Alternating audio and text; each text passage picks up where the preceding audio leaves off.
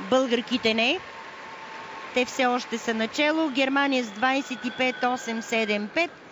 Наблюдаваме последният отбор. Беларус.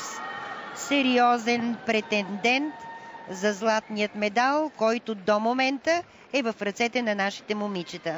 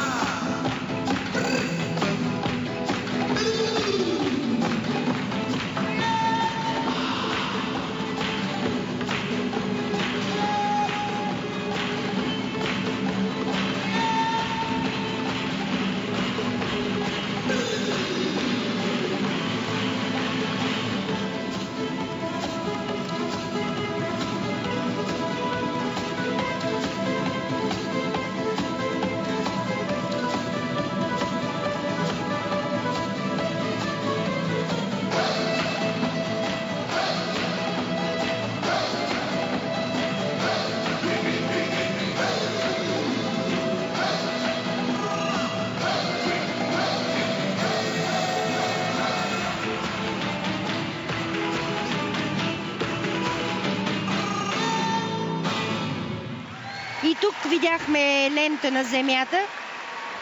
Колко ще се струва това, Ками?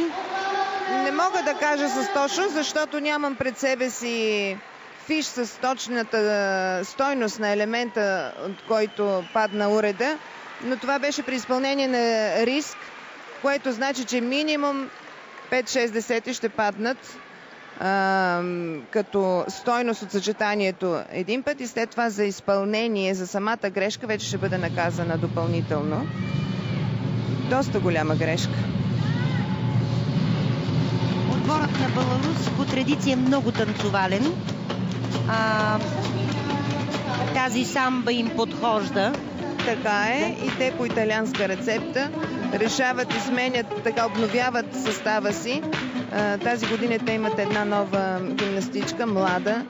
Миналата година тя беше в отбора на при девойките, а сега вече е в женския отбор. Но и на тях това им коства явно подготовка, така за силна подготовка и изпълнение без грешка. Всяко момиче, което влезе в отбора по един или друг начин, ги